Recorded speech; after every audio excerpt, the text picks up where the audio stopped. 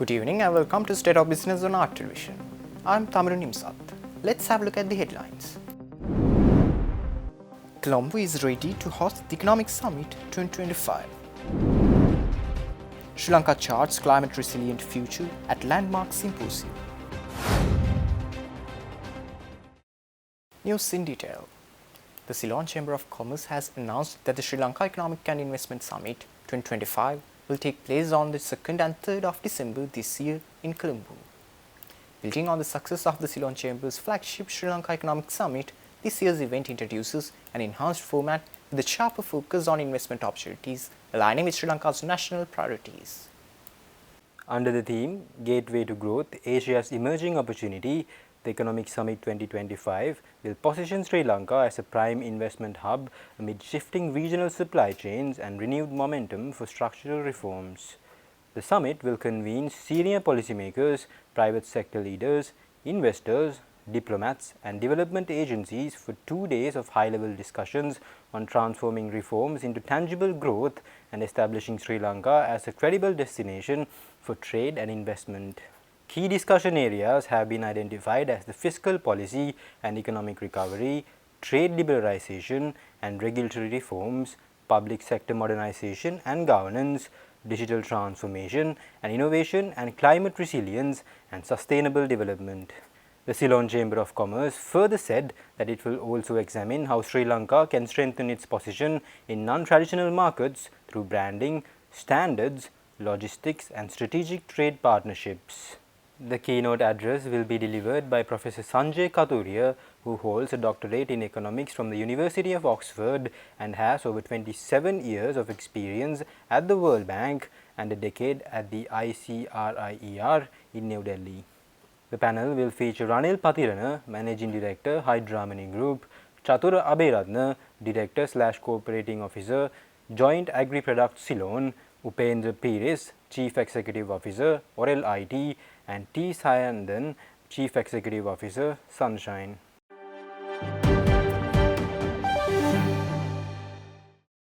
Sri Lanka has inaugurated a major climate action symposium, bringing together over 250 policymakers, experts, and community leaders to chart the country's climate resilient future. The 2-day event marks the successful completion of a 7-year Green Climate Fund project. The Climate Action Symposium 2025, organized by the Ministry of Agriculture in collaboration with the United Nations Development Programme, showcases the achievements of the Climate Resilient Integrated Water Management Project. The project has transformed water management in Sri Lanka's dry zone, benefiting 1.2 million people across 3 river basins. Key achievements include providing reliable irrigation for 15,000 hectares of farmland, training over 50,000 farmers in climate-smart agriculture, and giving 125,000 people access to safe drinking water. The project has also established Sri Lanka's first digital agro-meteorological advisory system, benefiting more than 500,000 people.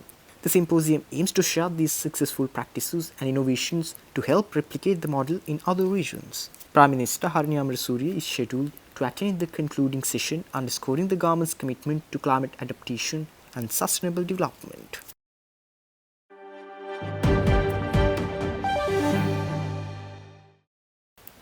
A high-level Sri Lankan business delegation has concluded a successful visit to Japan, coinciding with President Anukumara Dissanayaka's official visit to Japan. The mission was organized by the Sri Lanka-Japan Business Council of the Ceylon Chamber of Commerce recently. The delegation, led by Ceylon Chamber Chairperson Krishan Balendra, participated in the Sri Lanka Business Forum in Tokyo, which was co-organized with major Japanese economic organizations. The forum featured presentations on Sri Lanka's digital economy, investment climate, and plans for an export-oriented industrial corridor. The delegation also engaged in business-to-business networking sessions in Osaka and attended the Japan Expo, further strengthening commercial linkages between the two countries. The visit included a keynote address by President Dissanayaka and involved senior representatives from both nations' business communities. The initiative aims to promote Sri Lankan businesses in the Japanese market and attract strategic investments to Sri Lanka, building on long-standing bilateral economic relations.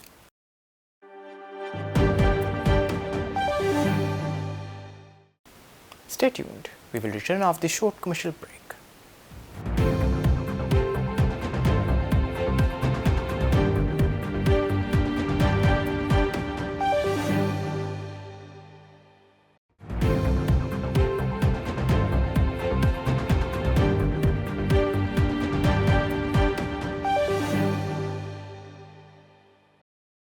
Welcome back after the break.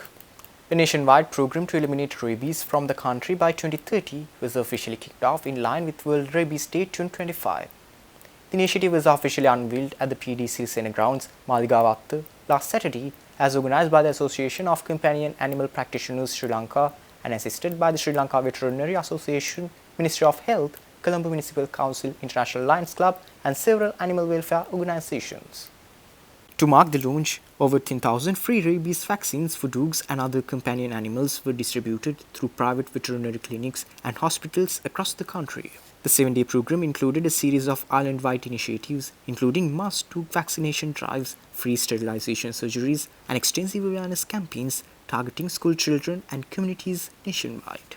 Speaking at the event, President of the Association of Companion Animal Practitioners Sri Lanka, Dr. Nuwan Wickramasinghe, underscored the critical need for unified action.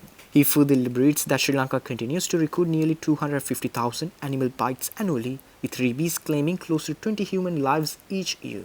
He also added that the government spends more than 30 million rupees annually on treatment. More assistance from other stakeholders would be necessary to meet the 2020 target. Dr. Wickramasinghe further emphasized that past initiatives had not fully engaged private veterinary practitioners and pledged that the association would actively mobilize its membership to support the national program.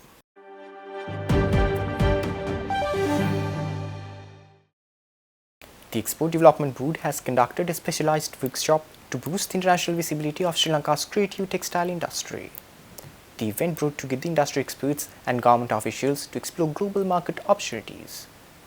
The workshop, organized in collaboration with the Ministry of Industry and Entrepreneurship Development, focused on enhancing market access for traditional handloom and batik products. Industry leaders, including Buddhi Batik's Chief Executive Officer Darshikirti Sena, shared insights on presenting traditional batik art to modern fashion markets. Dr. J. Nilantarushan Pereira from the University of California conducted sessions on developing global textile brands, emphasizing branding strategies and market positioning. The event also featured success stories from companies like Loom and Bean, demonstrating how traditional Sri Lankan products can capture international markets. Senior officials from the Sri Lanka Institute of Textile and Apparel highlighted the institution's role in skills training and product innovation. The initiative aims to link Sri Lanka's rich cultural heritage with global fashion trends, paving the way for enhanced exports and sustainable livelihoods in the creative textile sector.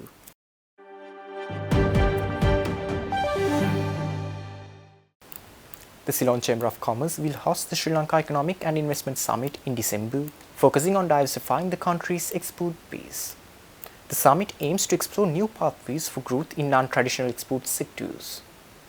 Scheduled for December 2nd and 3rd at the Shangri-La Colombo, the summit will feature a key session titled The New Age of Diversified Exports. This discussion will examine opportunities in high-value industries such as cinnamon, seafood, electronics, and advanced manufacturing. The session will be led by Professor Sanjay Khaturiya, a visiting senior fellow at the Center for Social and Economic Progress and former World Bank economist with 27 years of experience. Other panelists include industry leaders from the Hirdar Mani Group, Joint Agri-Products Saloon, Oral IT, and Sunshine Healthcare. The summit aims to address how Sri Lanka can strengthen its position in non-traditional markets through improved branding, standards, and logistics. The event is supported by multiple international and local partners, including the Asian Development Bank and World Bank as knowledge partners.